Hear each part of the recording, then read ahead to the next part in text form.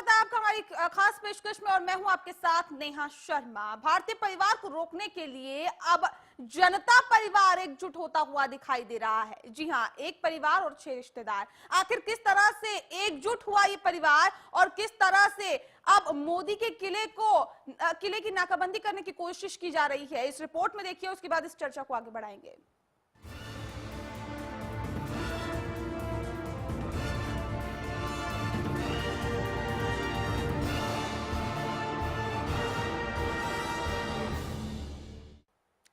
जी हां, एक परिवार और उसके 6 रिश्तेदार। आखिर किस तरह से इस परिवार के सदस्य भारतीय बनाम जनता परिवार जो हो गया है, किस तरह से एकजुट हुए हैं जनता परिवार और किस तरह से अब भारतीय परिवार को घेरने की कोशिश हो रही है, इस रिपोर्ट में देखिए।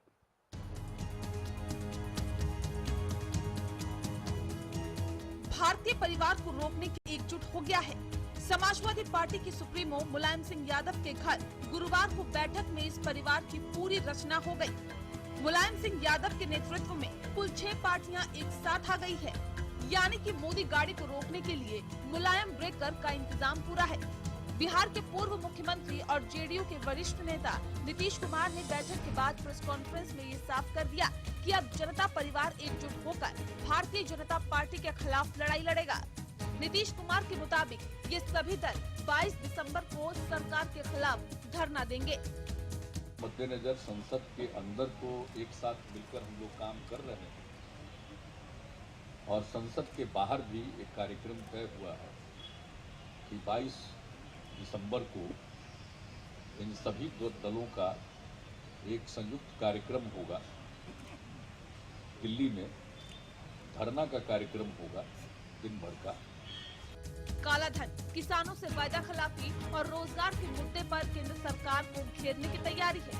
हरियाणा बीजेपी नेता और स्वास्थ्य मंत्री अनिल विज ने थर्ड फ्रंट पर चुटकी लेते हुए निशाना साधा और साथ ही क्षेत्रीय दलों के अस्तित्व पर कई गंभीर सवाल उठाए।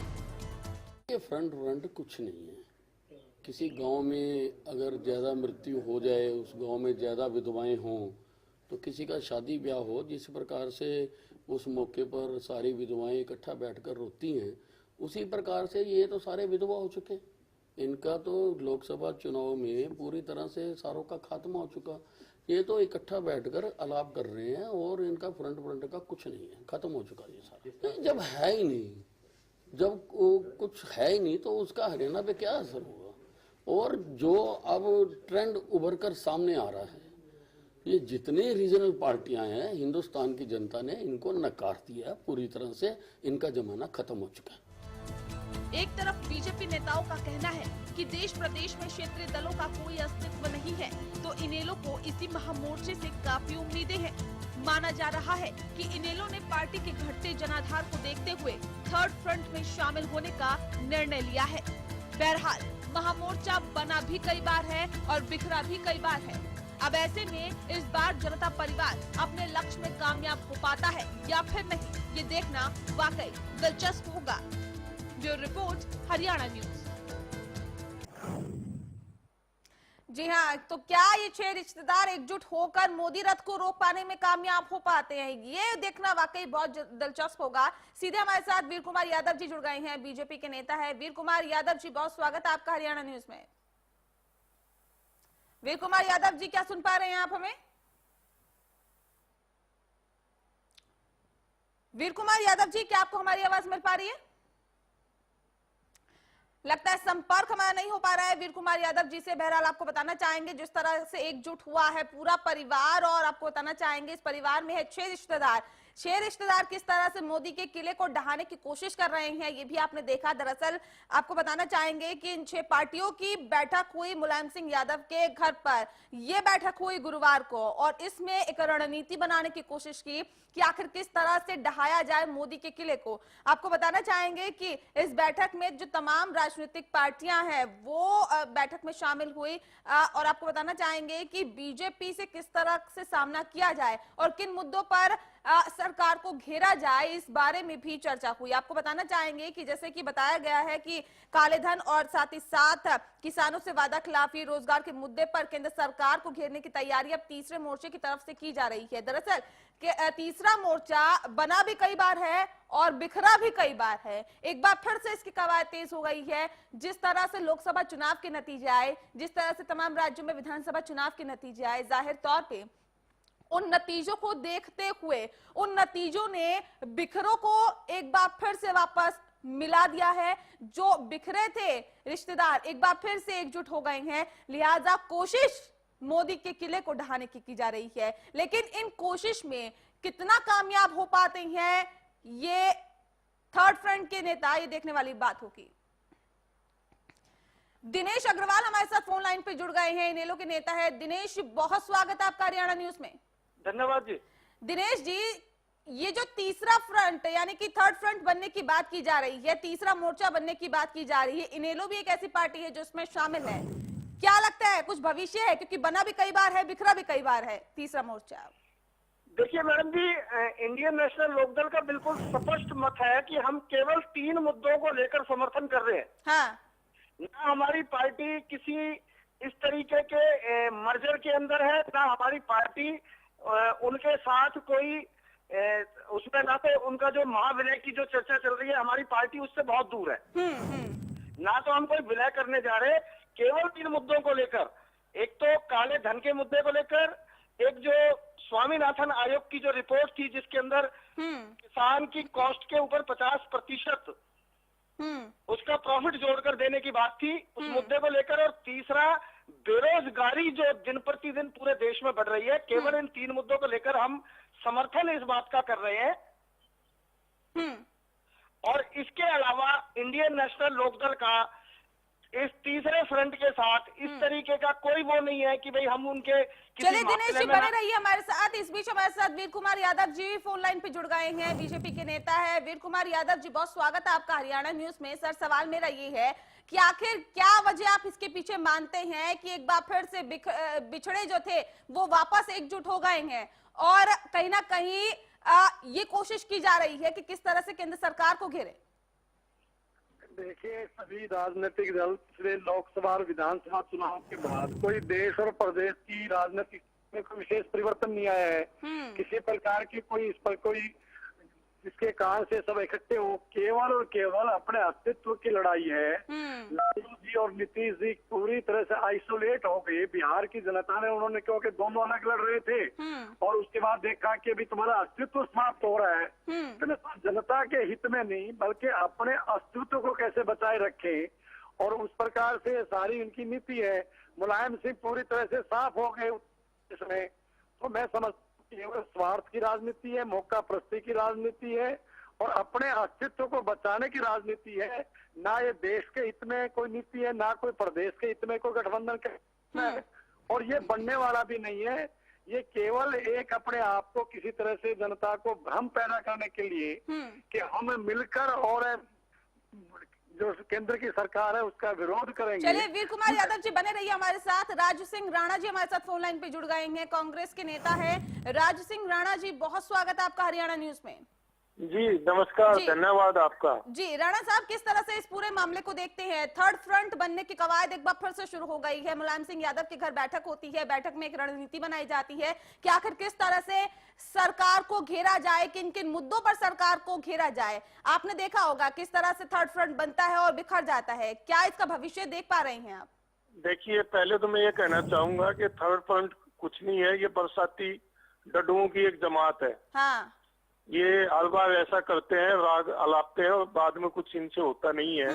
जहाँ तक बात है सरकार को घेरने की, तो सरकार को घेरने के लिए इन लोगों की जरूरत नहीं है, सरकार तो खुद ही घिरी हुई है। हाँ। अच्छे दिनों के वायदे किए, पेट्रोल के प्राइस इन्होंने घटाए नहीं, विदेश जो है ना, विदेशी जो बाजार है, जो अपना अंतरराष्ट्रीय जो मूल्य है क्रूड ऑयल का वो गिर गया है। उसके हिसाब से आज 40 रुपए लीटर पेट्रोल होना चाहिए, लेकिन उसका फायदा जो है ना सरकार उठा रही है। और जो जब आपने मार्केट के ऊपर जो भाव छोड़ दिया है पेट्रोल का, डीजल का, तो आप बीच में भाव बढ़ाने वाले कौन होते हैं?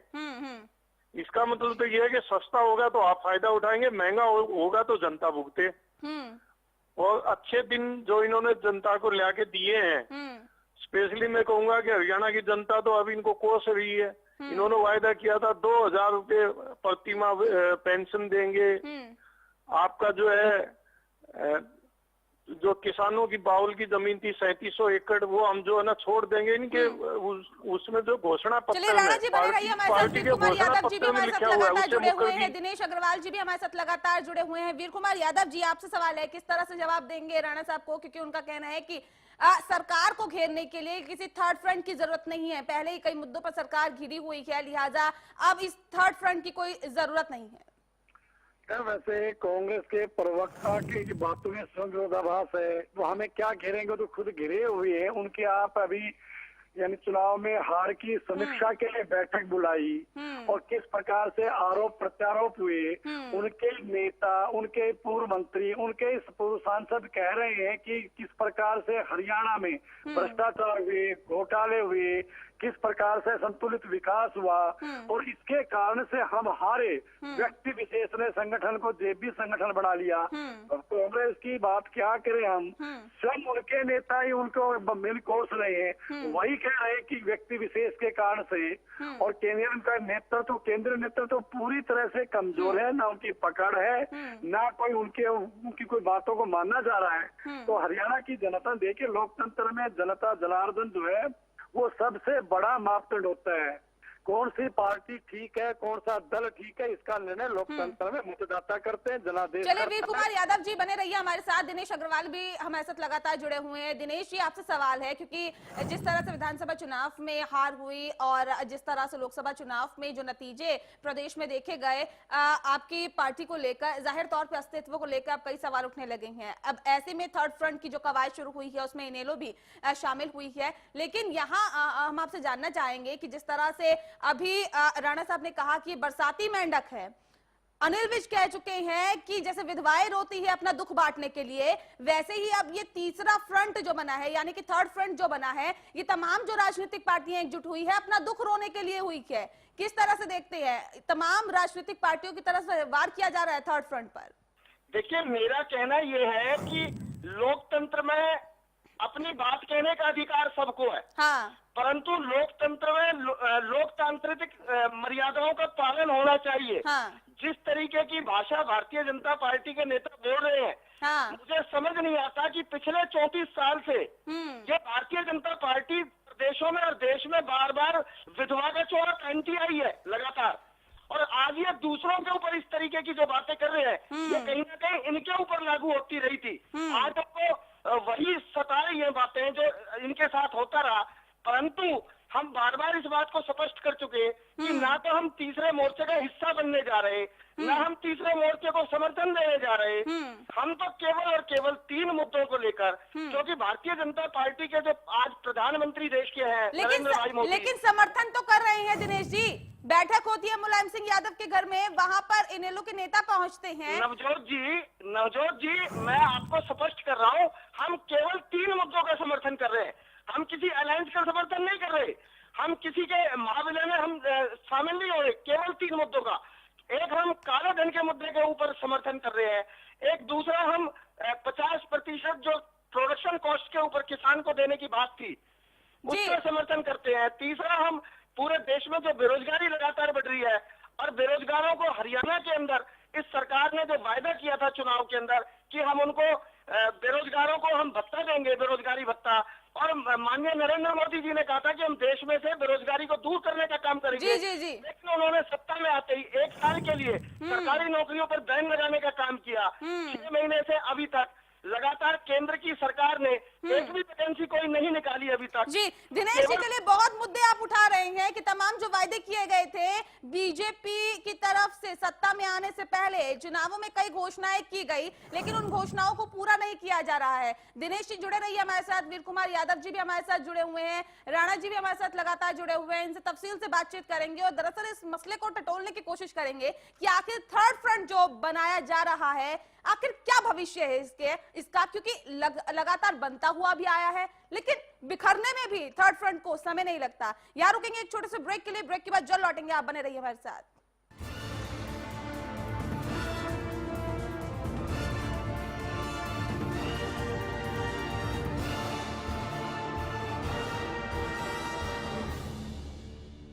इंडो गल्फ ग्रुप का जय हो गेहूं की फसल में जंगली जई और गुल्ली डंडे को खत्म कर फसलों को हरा भरा रखता है, जबकि अंकुर गोल्ड जय हो को और असरदार बना अधिक उत्पादन दिलाता है और किसानों का मान बढ़ाता है।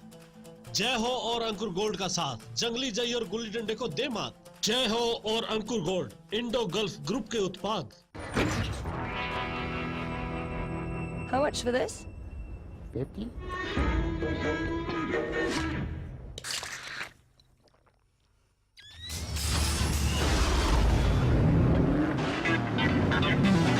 Taste the power of Urza. Axial करे मंडूसी पर सबसे तेज असर, गेहूं पर आंच नहीं आने दे, हर मौसम में असरदार अव्वल एक्सियल। लेकिन बहुत बड़ा झटका इनेलो के लिए। देखिए, आपके प्रदेश अध्यक्ष अशोक अरोड़ा हार गए और दुष्यंत चौटाला, जिन्होंने ये सोचा कि मैं सांसद की अपने छोड़ के मैं वहां से लड़ूं, वो हार गए। तो कहीं ना कहीं बहुत बड़ा झटका तो इनेलो को लगा, बावजूद इसके कि चलिए 2 MP हैं, कुछ MLA भी आए, लेकिन ओवरऑल अगर हम देखें तो नहीं, ओवरऑल तो उसी समय लगा था, तो हम जीत रहे थे।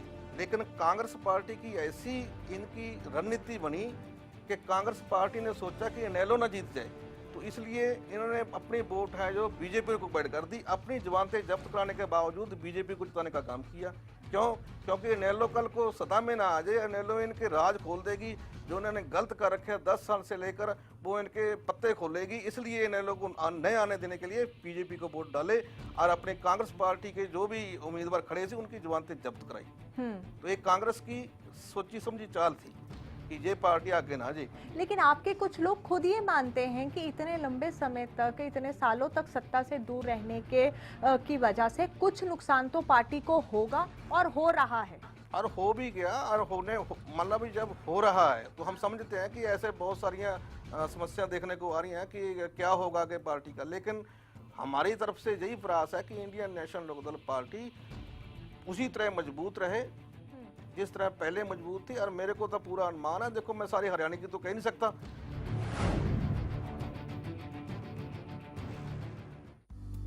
सिरसा में अब खत्म हुआ अंतर्राष्ट्रीय स्तर की शिक्षा का इंतजार। MDLR ग्रुप लेकर आए हैं MDK इंटरनेशनल स्कूल।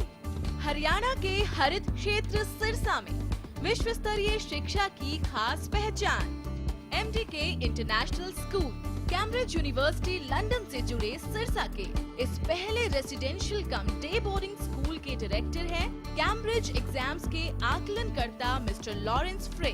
विश्व स्तरीय शिक्षा के साथ MDK स्कूल में है एयर कंडीशन कैंपस और दूसरी आधुनिक जरूरी सुविधाएं, पुस्तकों से परिपूर्ण लाइब्रेरी और एक स्पेशियस कैफेटेरिया जिसमें बच्चों के लिए मिलेगा हेल्दी खाना। MDK इंटरनेशनल स्कूल की विश्व स्तरीय खेल एवं अन्य सुविधाएं आपके बच्चों का स्वास्थ्य एवं चहुमुखी विकास सुनिश्चित करती हैं। तारकेश्वरम धाम के नजदीक रानिया रोड सिरसा में। अधिक जानकारी के लिए संपर्क करें 9254136642 434445 या लॉग ऑन करें www.mdkinternationalschool.com। MDK International School, nurturing your future today. Largest campus, more than 1800 students, well-equipped workshops and labs, advanced courses, more than 30 PhD holder and experienced faculties. For more information, log on our website. Contact us for admission. Arni University, bringing ambition in life.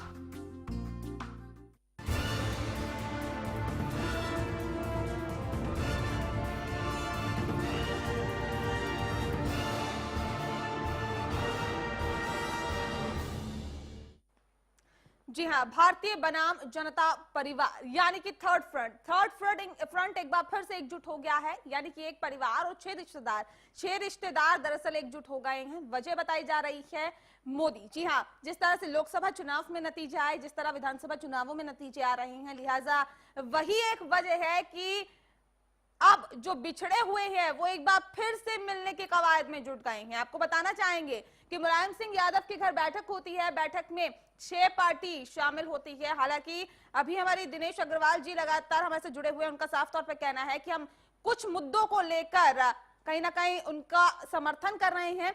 Dinesh ji लगातार हमारे साथ जुड़े हुए हैं। दिनेश जी, क्या लगता है आपको, जिस तरह से ये पूरी कवायद चल रही है, थर्ड फ्रंट की जो कवायद चल रही है, हालांकि आपने कहा कि कुछ मुद्दों पर हम समर्थन दे रहे हैं, लेकिन क्या लगता है आपको जिस तरह से थर्ड फ्रंट बन रहा है, क्या एक सशक्त विपक्ष की भूमिका में संसद के अंदर नजर आएगा? क्या सरकार पे वो प्रेशर बना पाएगा, वो दबाव बना पाएगा, जिससे कि जो सरकार है काला धन, बेरोजगारी और भ्रष्टाचार जैसे तमाम जो मुद्दे हैं जिनको आप प्रमुखता से उठा रहे हैं, किसानों की बदहाल स्थिति है, क्या उनमें कुछ सुधार हो पाएगा? क्या काला धन वापस आ पाएगा इस दबाव के कारण?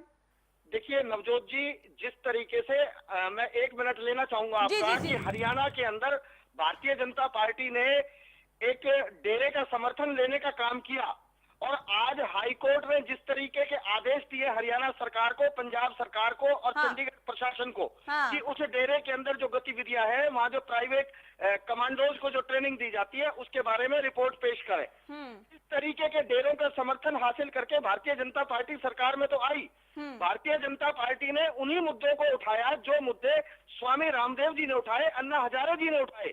वो सामाजिक कार्यकर्ता के तौर पर, सामाजिक नेता के तौर पर, धार्मिक नेता के तौर पर जो मुद्दे उन्होंने देश की जनता में अलग जगाने के लिए उठाए थे, उन मुद्दों को लेकर भारतीय जनता पार्टी केंद्र की सत्ता में आई।